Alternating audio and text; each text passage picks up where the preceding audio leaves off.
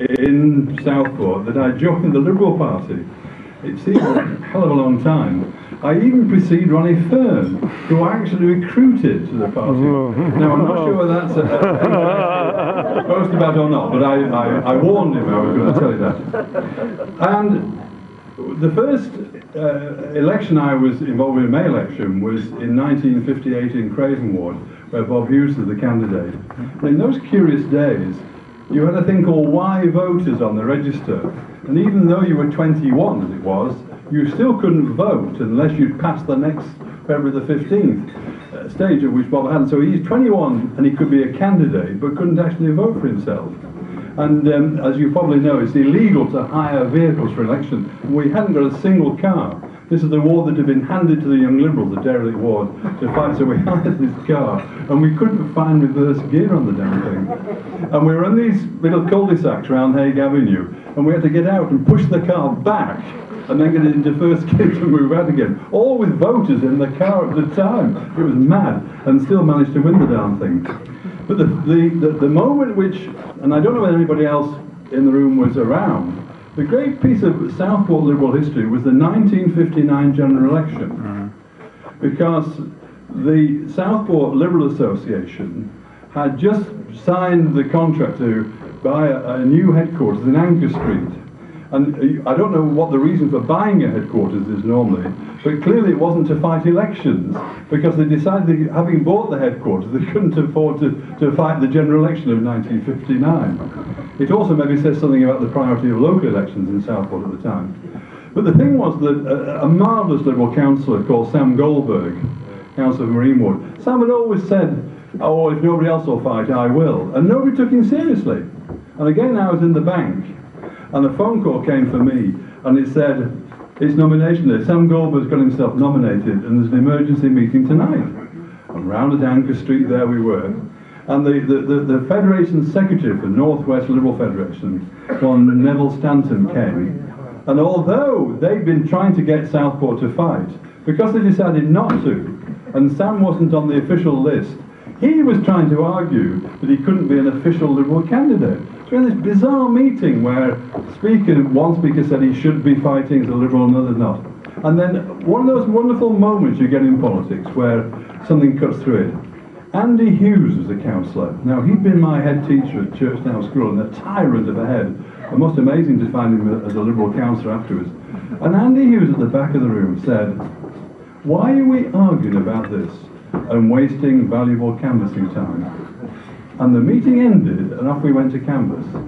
Most amazing night. Sam Goldberg polled 11,000 votes, came second. We pretended to take numbers and to do something with them. We just threw them into waste paper, and we hadn't any canvassing done. Didn't dare tell people, and we went on from there. There are other great characters in Southport. I get probably forgotten. One great character was Jack Smith Hughes. I don't you remember Jack. Major J. Smith Hughes, OBE, barrister at law. He sounded eminently respectable, and yet was one of the most anarchistic Liberals I've ever come across in my life. Astonishing bloke, Jack. He won the most conservative ward in Southport, then Birkdale West, where you went half a mile to every door before you could actually meet anybody. And Jack used to talk about when Birkdale was separate from Leeds, and he used to say, and in 1936, the sewers were linked and the towns became one. That was Jack's description of Southport and Birkdale. But there was a marvellous incident one time when the Tory-controlled council believed that it had converted the last gas lamp to electricity. And there was a ceremony with the poor old mayor of Southport, Lambert Spence, looking quite foolish at the top of some steps, turning out the last gas lamp, whereupon the lantern was taken down and presented to him for his garden. But unfortunately for the Conservatives, there was yet another gas lamp not converted. And on behalf of the opposition parties, I was photographed on the top of another ladder in the national press turning out the real gas lamp. Well, as you might imagine, the Tories were furious. At the next council meeting, they put down a motion of censure on the opposition parties for the demeaning the office of mayor. And it was proposed, and Jack Smith Hughes got up to reply. And Jack said, Mr. Mayor, I just want to ask one question. when the last Bristol ejector toilet is converted to a water closet, will you be having the last crap? And it was the end of the debate. You couldn't follow that. And that was Jack. Amazing guy.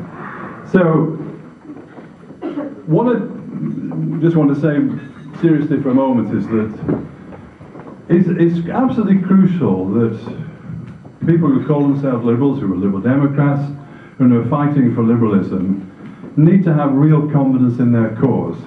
You know, if I look back over these 50-odd years, the one thing that characterises it all too often is the lack of confidence that liberals have in their own beliefs.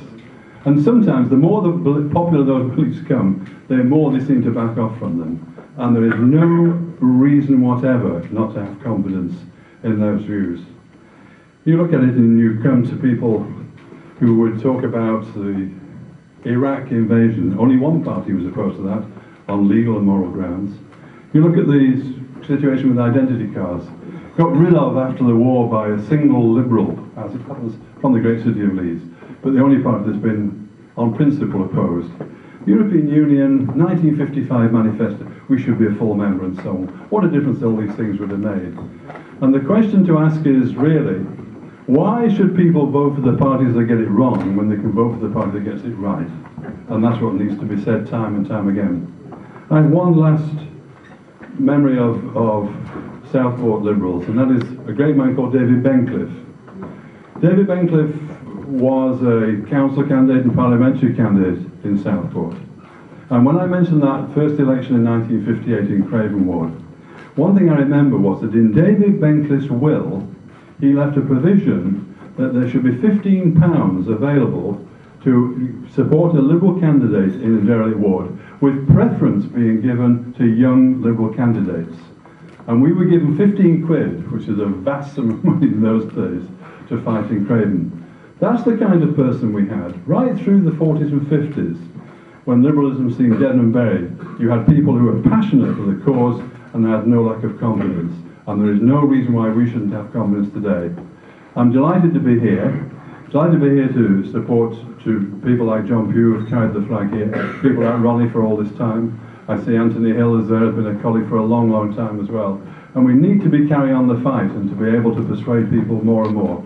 And I want therefore to propose the toast, the Southport Liberal Democrat Association. Will you please rise and drink the toast with me?